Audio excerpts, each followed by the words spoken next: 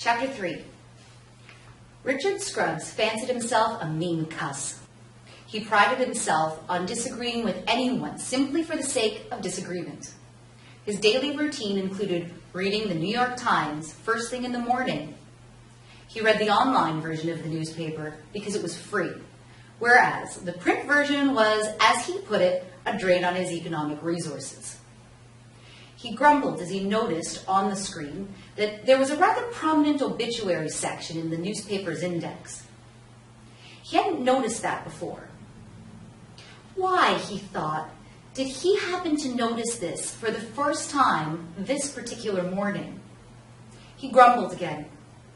A lot of stuff like this was happening to him lately. His weekly golf game was curtailed by Joe Emerson's fatal heart attack while he was trimming bushes around his house 2 weeks ago. Some friend he was.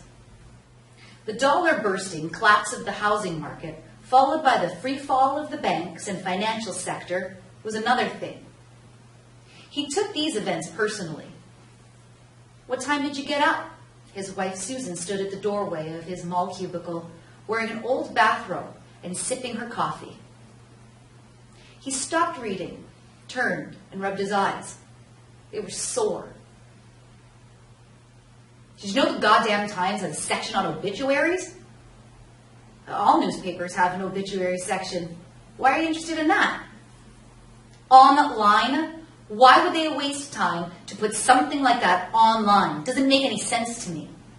Well, people, especially important people who die, are part of the news. She rolled her eyes ceilingward and then looked at him. I asked you what time you got up. Richard shrugged. I don't know. Early. I don't look at the goddamn clock when I get out of bed. Don't get all huffy with me. I just asked a question. Everything's going to hell in a handbasket, and you expect me to keep a stopwatch on what I do? What do you want from me? I know you haven't been sleeping well. That's why I asked. What the fuck difference does it make what time I get out of bed? I will not stand here and listen to that kind of language. She turned and walked away. Crazy old bitch, he mumbled as he turned back to the computer. Your wife says you're having trouble sleeping. Dr. Edward Richter looked at Scruggs. That lady ought to mind her own damn business. How long has this been going on? Doc, you're as bad as she is. Haven't you been reading the goddamn newspaper? The stock market is going all to hell, and it's taken every other goddamn thing in America with it. Let me ask you a question. Is there anyone with half a brain who can sleep with all of this going on? Besides, I have to get up at night a couple times to pee. If I stayed in bed, the wife would have me down at the laundromat all day washing pee out of the sheets. Instead, she drags me here. Scruggs forced a smile through clenched teeth. Got ya, you bastard, he thought. Speaking of piss, the wife is just pissed at me for keeping her awake.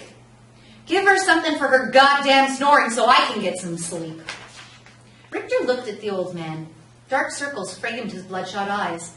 His skin was pale, and beads of perspiration trickled down his forehead. Your wife says you're preoccupied with death. Scruggs sneered. Yeah, when you get at my age, what else is there to think about? Guys my age are dropping like flies. Put them in the ground and 2 weeks later, no one remembers their fucking names. He stopped to breathe. They're the lucky ones. Don't have to worry about all the crap that's going on. Richter studied the other man's face and waited. He looked into Scruggs' eyes. Have you had any thoughts about taking your own life? Oh, is that what this is about? You've been dying to ask me that question, just beating around the bush until you could. Well, my answer is hell no. It would make the wife too happy if I did. He paused. Can't say it wouldn't be a good idea. Richter thought about the recent visit to his office from the upright salesman. I've got just the drug to help you sleep for the next couple of weeks. You're right. A lot of people are having difficulty sleeping right now. I've had nothing but good results with this drug. Take one at night just before going to bed. Come back and see me in a month, and we'll see how you're doing. He reached for his prescription pad and started writing. Scruggs took the Serenity pill faithfully at 8 o'clock each evening. He bitched about it, but he was pleased that he was sleeping better. The past few years had been brutal. As long as he could remember, he'd spent each night staring at the ceiling in a darkened room. He became accustomed to lying awake, listening to the gentle snoring of his wife. If the truth were known, her deep breathing really wasn't snoring, but he would never let her know that. During these times, he'd think about things. All sorts of things popped into his mind. His children, middle-aged and married, who were too busy to bother with him much anymore. He thought that one through completely. Their neglect of him now was payback for his neglect of them during their formative years. He'd spend hours of sleeplessness ruminating about the Iraq War, his deteriorating golf game, the state of the economy, and the meal that his wife prepared for him, which caused a certain abdominal pressure and too much gas. But there was a downside to his newfound penchant for sleep. The fragility of the present, a sleep-filled night, took away cherished thinking time. Sleep was robbing him of time as the days went by faster than before. His world had sped up, and he found this was threatening. "I'm thinking of stopping that damn pill," he stated to his wife over breakfast. She looked up between coffee sips and spoonfuls of strawberry-topped oatmeal.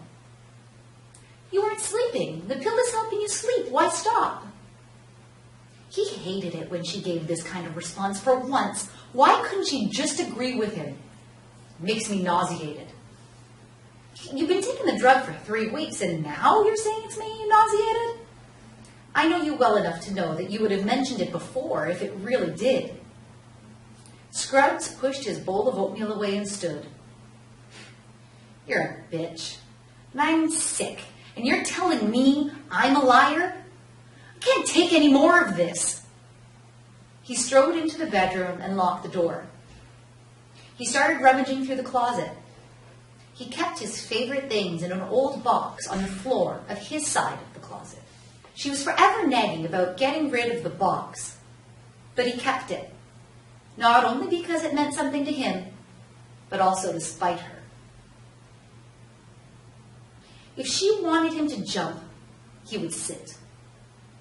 She wanted him to sit, he would stand. Red was blue and green was black. It was as simple as that. There was no getting along with the woman. He found what he was looking for, his treasured sidearm from the World War II.